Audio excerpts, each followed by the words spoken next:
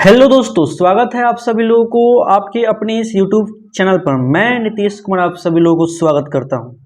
दोस्तों, आज के इस वीडियो में हम सभी लोग जो है ना क्लास 10th के इतिहास के चैप्टर 2 जिसका नाम होने वाला है समाजवाद, साम्यवाद एवं रूस की क्रांति के विषय में बात करने वाले हैं। और दोस्तों, इस वीडियो में जितना भी इम्पोर्टेंट पॉइंट होता है सबके विषय में बात करूंगा, जो एग्जाम के पॉइंट से काफ़ी इंपॉर्टेंट होगा। और यदि आप ये सभी लोग अच्छे से पढ़ लेते हैं तो आपका एक भी ऑब्जेक्टिव क्वेश्चन नहीं छूटेगा और साथ साथ सब्जेक्टिव में भी कोई दिक्कत नहीं होगा। यानी कह सकते हैं कि हम लोग जो है ना इतिहास के सेकेंड चैप्टर जिसका नाम है समाजवाद, साम्यवाद एवं रूस की क्रांति का बहुत ही फास्ट रिवीजन करने वाले हैं। इसलिए जितने भी लोग देख रहे हैं इसको अच्छे तरीके से नोट्स बना लेना ही है, ठीक है। नोट्स बना लीजिएगा, तभी आपको एग्जाम में बहुत ज़्यादा बेनिफिट होगा, क्योंकि एक ही नंबर इंपॉर्टेंट होता है और आपको एग्जाम में बेटर से बेटर नंबर लाना है, ठीक है ना। बढ़िया नंबर लाना, इसलिए मेहनत तो करना पड़ेगा मेरे दोस्त, ठीक है। चलिए स्टार्ट करते हैं इस वीडियो को। देखते हैं सबसे पहले क्या है समाजवादी व्यवस्था क्या होता है, क्योंकि चैप्टर का नाम है समाजवाद, तो सबसे पहले समझना होगा ना कि समाजवादी व्यवस्था क्या होता है। तो कहता क्या है कि समाजवादी व्यवस्था एक ऐसी अर्थव्यवस्था है जिसके अंतर्गत उत्पादन के जितने भी साधन होता है, ठीक है ना, उत्पादन के जितने भी साधन होते हैं या कारखाने होते हैं तथा अन्य कोई भी स्रोत हो, ठीक है। यानी कि उत्पादन का कोई भी साधन हो, कारखाना हो या कोई भी स्रोत हो, उस पर क्या होता है सरकार का अधिकार होता है। किसका अधिकार होता है? सरकार का, किसी दूसरे व्यक्ति का नहीं होता, सरकार का अधिकार होता है। इसलिए इसका फायदा पूरे जनता को मिलता है। यदि एक व्यक्ति का होता तो केवल वही व्यक्ति फायदा उठाता, ठीक है।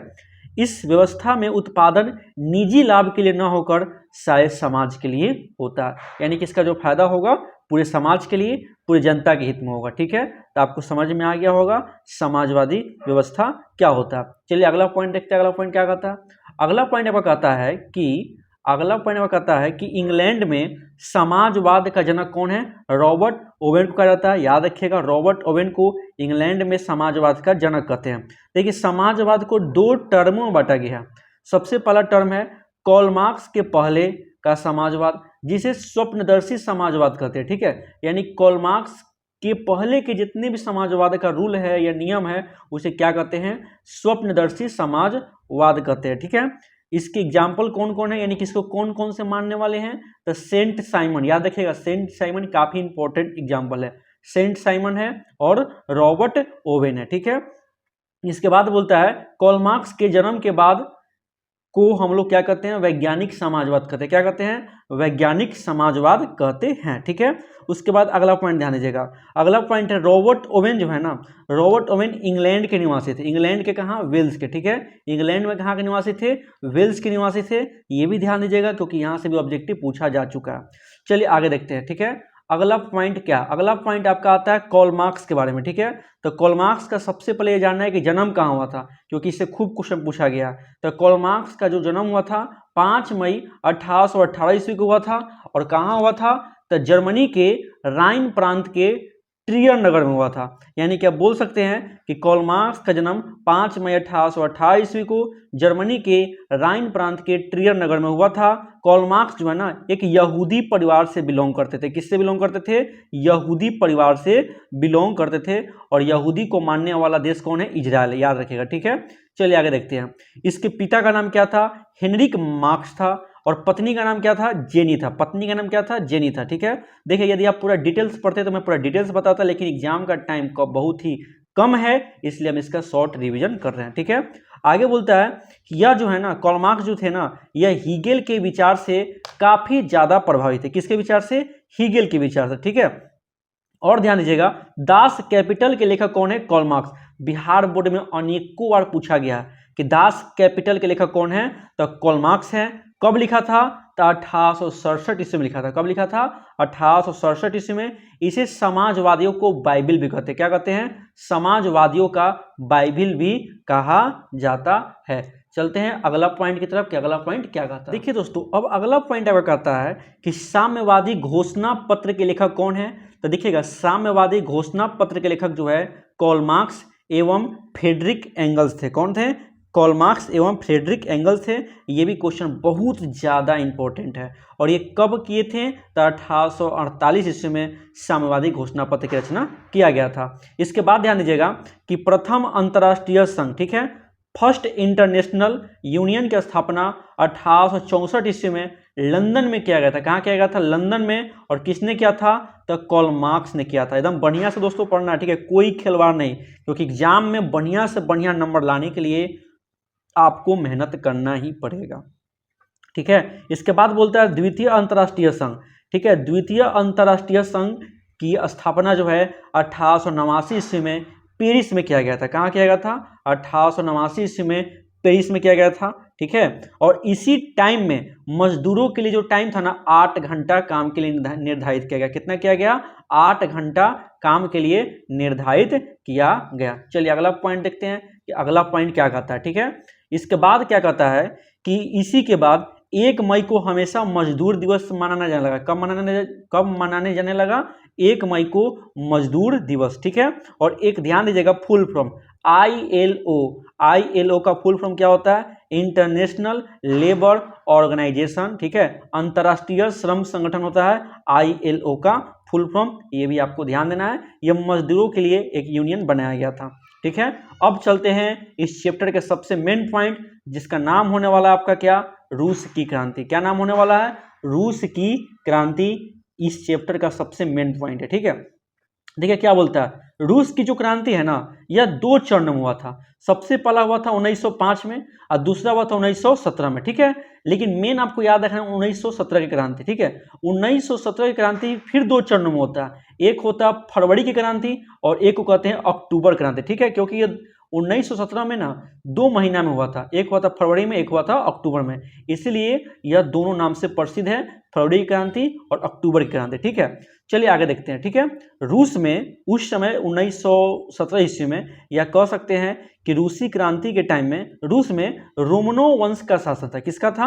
रोमनो वंश का शासन था। तथा इसके सम्राट को क्या कहते थे? जार कहते थे, ठीक है। क्योंकि रूस के जो भी सम्राट हुए ना, उसका टाइटल नाम क्या था? टाइटल यानी कि शुरुआती नाम में जार लगता था। कैसे था? लुई 14वां, लुई 16वां, उसी प्रकार से क्या लगता था? जार लगता, ठीक है। चलते हैं अगला पॉइंट को देखते हैं कि अगला पॉइंट क्या कहता। देखिए दोस्तों, अब जो है ना आपका अगला पॉइंट कहता है कि रूस की संसद का नाम क्या है? तो ड्यूमा है। क्या है? ड्यूमा है। रूस की राजधानी कहाँ पड़ता है? तो रूस की राजधानी मॉस्को में पड़ता है और ये कहाँ है? यूरोप में स्थित है, ठीक है। फिर बोलता है रूस की क्रांति के समय यहाँ के शासक कौन था? तो जार निकोलस द्वितीय था। कौन था? जार निकोलस द्वितीय। काफी इंपॉर्टेंट है, ध्यान दीजिएगा। फिर बोलता है कृषि दास प्रथा की समाप्ति कब हुआ? 1861 ईस्वी में हुआ था। कब हुआ था? 1861 ईस्वी में हुआ था कृषि दास प्रथा की समाप्ति, ठीक है। और इसको जो है जार अलेक्जेंडर द्वितीय ने समाप्त किया था। किसने किया था? जार अलेक्जेंडर ने समाप्त किया था, ठीक है। इसके बाद ध्यान दीजिएगा, क्रीमिया का युद्ध कब हुआ? 1904 से 1905 ईस्वी में हुआ था। यह युद्ध जो है रूस तथा जापान के बीच हुआ था, जिसमें रूस क्या हो गया था? हार गया था। और जब रूस हार गया ना, इसी समय सबसे पहला क्रांति हुआ था 1905 ईस्वी में, ठीक है। तो बताया गया यहाँ पे कि जब जानते हैं क्रीमिया के युद्ध में रूस हार गया ना, इसी के बाद क्रांति स्टार्ट होता है। तो बोला गया है कि रूस की पहली क्रांति 1905 ईस्वी में हुआ था। इसका मुख्य नारा क्या था? रोटी दो, ठीक है। इसका मुख्य नारा क्या था? रोटी दो, ठीक है। इसी समय रूस की जितनी भी सेना था उन्होंने अंधाधुंध फायरिंग किया, जिससे बहुत सारे जनता मारे गए, ठीक है। और यह घटना हुआ था 9 जनवरी 1905 ईस्वी को, जिसे खूनी रविवार के नाम से जानते हैं। क्या जानते हैं? खूनी रविवार के नाम से जानते हैं। यह 9 जनवरी 1905 ईस्वी को हुआ था। रूस की पहली क्रांति जो 1905 ईस्वी में हुआ था, यह विफल रहा, ठीक है। यानी कि आंशिक रूप से सफल रहा था, ठीक है। यानी कि आप कह सकते हैं कि यह विफल हो गया, ठीक है, क्योंकि पूरा तरीके से यह सफल नहीं हुआ था। अब आगे कुछ पॉइंट को ध्यान दीजिएगा। अगला पॉइंट है कि आखिर सर्वहारा वर्ग किसे कहते हैं? तो सर्वहारा वर्ग के अंतर्गत किसान आते हैं, मजदूर आते हैं और गरीब लोग आते हैं। यानी कि समझ सकते हैं कि लो क्लास लोग इससे बिलोंग करते हैं, ठीक है। इसके बाद ध्यान दीजिएगा कि रूस में 2 दल थे, ठीक है। एक था बहुमत दल तो बहुमत दल वाले को बोल्शेविक कहते थे, तथा एक था अल्पमत दल वाला, ठीक है, तो अल्पमत को क्या कहते थे, मंशेविक कहते थे। क्या कहते थे, मंशेविक कहते थे। क्या कहते थे, मंशेविक कहते थे। इसको भी ध्यान दीजिएगा। चलते हैं अगला पॉइंट की तरफ और देखते हैं कि अगला पॉइंट क्या कहता है। ठीक है दोस्तों, अब है आपका अगला पॉइंट, ठीक है। तो इसके बाद ध्यान दीजिएगा कि प्रथम विश्व युद्ध कब हुआ था, तो 1914 से 1928 में हुआ था, ये भी पता है आपको। इसमें रूस क्या हो गई थी, हार गई थी, ठीक है। इस समय यहाँ के शासक थे जार निकोलस द्वितीय, तथा इनकी पत्नी का नाम क्या थी, जाइना थी, जो रास्पुटिन के प्रभाव में थी। यानी कि कह सकते हैं कि रास्पुटिन की अंगुली पर क्या करती थी, नाचती थी। कौन, तो जारिना, ठीक है। इसके बाद चलते अगला पॉइंट की तरफ देखते हैं, ठीक है। जब प्रथम विश्व में रूस हार गया ना, तब फिर एक बार क्रांति क्या हो गया, आग, मतलब एक बार समझ सकते हैं कि जब रूस जो है ना प्रथम विश्व युद्ध में हार गया, तो एक बार फिर से क्रांति की आग लग जाती है। और सबसे पहले रूस जो है ना, रूस में फरवरी के महीना में क्रांति होता है। यानी कि कह सकते हैं रूस की फरवरी क्रांति 1917 ईस्वी, ठीक है। यह घटना कब हुआ था, तो 22 फरवरी 1917 ईस्वी को हुआ था। किस कैलेंडर के अनुसार, तो जूलियन कैलेंडर के अनुसार, ठीक है। आप ये याद रखिएगा कि रूस में ना 2 कैलेंडर प्रचलित था, एक है जूलियन कैलेंडर, एक है ग्रेगोरियन कैलेंडर, ठीक है। जूलियन कैलेंडर और ग्रेगोरियन कैलेंडर, ठीक है। तो जो होता है ना ग्रेगोरियन कैलेंडर या जूलियन कैलेंडर से 13 दिन आगे होता है। कितना दिन आगे होता है, 13 दिन आगे होता है, ठीक है। तो वही बोलता है कि यह घटना 22 फरवरी 1917 ईस्वी को जूलियन कैलेंडर के अनुसार घटित हुआ था, तथा ग्रेगोरियन कैलेंडर के अनुसार 7 मार्च 1917 ईस्वी को घटित हुआ था। आपको जो है ना ये याद रखना है, 22 फरवरी 1917 वाला याद रखना है, ठीक है। इसके बाद ध्यान दीजिएगा, इसके बाद बोलता है किसान मजदूर जुलूस निकाला एवं रोटी दो के नारे लगाए गए। यानी कि रूस की फरवरी क्रांति के समय यहाँ पे किसान मजदूरों ने क्या किया था, जुलूस निकाला था, तथा एक बार फिर से रोटी दो के नारे लगाए। इसके परिणाम स्वरूप यही होता है कि यहाँ पे जारशाही शासन क्या हो गया, पूरी तरीके से खत्म हो गया। यानी कि रूस की फरवरी क्रांति के कारण क्या हो गया, यहाँ पे राजा का शासन क्या हो गया, खत्म हो गया, ठीक है। चलिए आगे देखते हैं। देखिए आगे ध्यान दीजिएगा कि अंतर्राष्ट्रीय महिला दिवस कब मनाते हैं, तो 8 मार्च को मनाते हैं। कब मनाते हैं, 8 मार्च को मनाते हैं। यह जो है ना 1975 ईस्वी में संयुक्त राष्ट्र संघ के द्वारा घोषित किया गया था। यानी कि यूनाइटेड नेशन के द्वारा जो है ना यह घोषित किया गया था कि प्रत्येक वर्ष 8 मार्च को अंतर्राष्ट्रीय महिला दिवस मनाया जाएगा, ठीक है। अब आगे देखते हैं, ठीक है। अब अगला पॉइंट आपका है कि रूस की बोल्शेविक क्रांति, ठीक है। रूस की बोल्शेविक क्रांति को अक्टूबर क्रांति के नाम से भी जानते हैं, याद रखिएगा। रूस की बोल्शेविक क्रांति को अक्टूबर क्रांति के नाम से जानते हैं। यह भी 1917 ईस्वी में घटित हुआ था। तो यह घटना कब हुआ, तब 25 अक्टूबर 1917 ईस्वी को। किसके अनुसार, तो जूलियन कैलेंडर के अनुसार, ठीक है। और 7 नवंबर 1917 ईस्वी को किसके अनुसार, तो ग्रेगोरियन कैलेंडर के अनुसार। कौन सा कैलेंडर, ग्रेगोरियन कैलेंडर के अनुसार, ठीक है। इसका नेतृत्व कौन किया था, तो लेनिन ने किया था। यानी कि रूस में जो बोल्शेविक क्रांति हुआ था ना, इसका नेतृत्व कौन किया था, तो लेनिन ने किया था। कौन किया था, लेनिन ने। यह बोल्शेविक दल का सबसे प्रमुख नेता था, ठीक है। बोल्शेविक दल का नेता कौन था, लेनिन था। तथा मंशेविक दल का नेता कौन था, करेंस्की था। कौन था, करेंस्की था। यह मंशेविक दल का नेता था। इन्हीं दोनों के बीच में क्या हो रहा था, यह लड़ाई हो रहा था कि आखिर सत्ता किसके हाथ में जाएगा, लेनिन के हाथ में जाएगा कि करेंस्की के हाथ में जाएगा, ठीक है।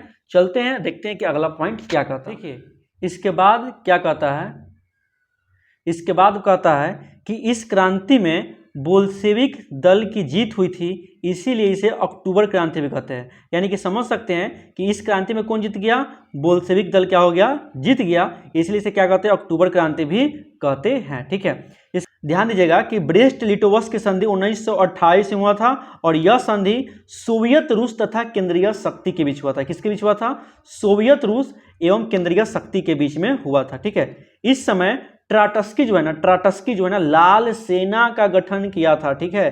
कौन सा सेना, ट्राटस्की जो है लाल सेना का गठन किया था, ठीक है।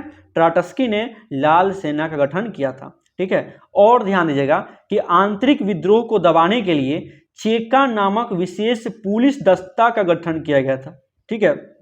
यानी कि कोई भी आंतरिक विरोध हो रहा था उसको दबाने के लिए चेका नामक विशेष पुलिस संगठन का स्थापना किया गया था। चलते हैं आगे पॉइंट की ओर और देखते हैं कि अगला पॉइंट क्या कहता है, ठीक है। अब देखिए अगला पॉइंट आपका यहाँ, अगला पॉइंट आपका पढ़ना है अब यूएसएसआर के बारे में, ठीक है। तो यूएसएसआर का निर्माण कब हुआ था? 1918 ईस्वी में हुआ था। किसने किया था?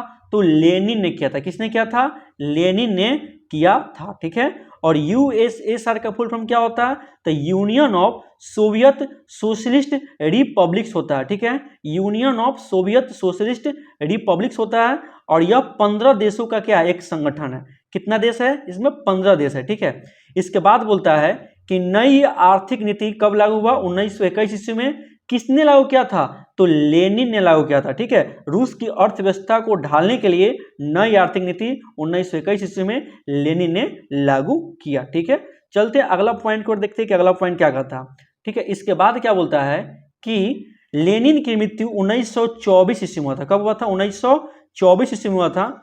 इसके बाद सत्ता में स्टालिन आया। कौन आया? स्टालिन आया, जिसे फौलादी पुरुष या लौह पुरुष भी कहते थे, ठीक है।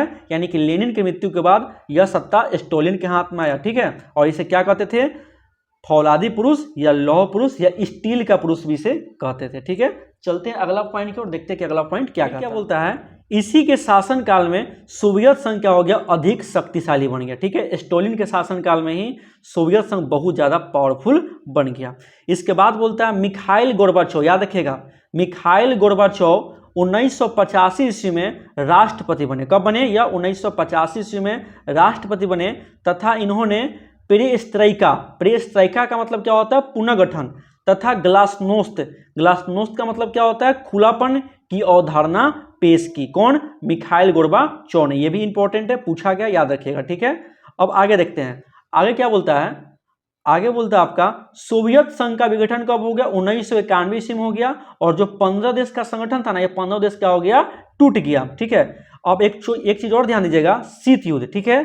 शीत युद्ध क्या होता है? तो यह एक वैचारिक युद्ध था जिसमें पूंजीवादी गुट के नेता अमेरिका, ठीक है, पूंजीवादी गुट के नेता संयुक्त राज्य अमेरिका तथा समाजवादी गुट के नेता सोवियत रूस के बीच में यह युद्ध चल रहा था। यह एक वैचारिक युद्ध था, यह एक विचार का युद्ध था, ठीक है। और यह कब से कब तक हुआ था? तो 1947 से लेकर के 1991 तक यह शीत युद्ध चला था, ठीक है। अब आगे देखते अगला पॉइंट क्या कहता है। अगला पॉइंट बोलता है कि युद्ध एवं शांति, जिसे वार एंड पीस कहते हैं। युद्ध एवं शांति के लेखक कौन थे? तो लियो टॉलस्टॉय थे। कौन थे? लियो टॉलस्टॉय थे। एक चीज और ध्यान दीजिएगा, अप्रैल थीसिस के लेखक कौन है? तो लेनिन है। और 95 थीसिस के लेखक कौन है? तो मार्टिन लूथर है। ये क्वेश्चन काफी इंपॉर्टेंट है, जितना मैं बता रहा हूँ ना सब इंपॉर्टेंट ही क्वेश्चन है, क्योंकि एग्जाम में बहुत बार पूछा गया और ये आपके जो सिलेबस का है ना बहुत ही इंपॉर्टेंट पॉइंट है। चलिए देखते हैं कि अगला पॉइंट क्या कहता है। देखिए दोस्तों, अब जो है ना आपका अगला पॉइंट कहता है कि ग्रेगोरियन कैलेंडर जूलियन कैलेंडर से 13 दिन आगे है। ये तो मैं पहले ही बता चुका था, ठीक है। इसके बाद ध्यान दीजिएगा कि बोल्शेविक दल को साम्यवादी दल लेनिन ने कहा था। किसने कहा था? लेनिन ने कहा था बोल्शेविक दल को साम्यवादी दल, ठीक है। इसके बाद बोला गया है साम्यवाद शब्द का पहला यूज किसने किया था? तो रूस ने किया था। किसने किया था? साम्यवाद शब्द का पहला यूज रूस ने किया था, ठीक है दोस्तों। तो आज के इस वीडियो में हमने क्लास 10 के इतिहास के दूसरे चैप्टर को बहुत अच्छे तरीके से देखा, ठीक है। आप सभी लोग इसका अच्छे तरीके से नोट्स बना लीजिएगा। अब दोस्तों आप लोग ना इसका 2 नंबर लाइक क्वेश्चन यानी कि सब्जेक्टिव का भी नोट्स अच्छे से चाहते हैं तो आप सभी लोग मुझे कमेंट करके जरूर बताइएगा, मैं उसका भी अलग से वीडियो लेकर के आऊँगा, ठीक है दोस्तों। आप लोग बढ़िया से पढ़ाई करिए, कोई भी समस्या है तो आप मुझे कमेंट करके जरूर बताइएगा। और आप लोग दबा के पढ़ाई करिए, तब ना रिजल्ट आएगा बढ़िया से। और रिजल्ट आएगा तो समझ जाना, रिजल्ट का दिन बहुत ही मतलब कि आप उस दिन को कल्पना भी नहीं कर सकते जब आपका पता चलेगा कि आपका नंबर 450 प्लस आया है, आपका नंबर 400 प्लस आया है। यानी कि आपका मतलब कि उस मोमेंट को जो है ना नंबर आएगा तभी आप फील कर सकते हैं, ठीक है। इसलिए दबा के पढ़िए, बढ़िया से पढ़िए। चलिए दोस्तों मिलते हैं नेक्स्ट वीडियो में।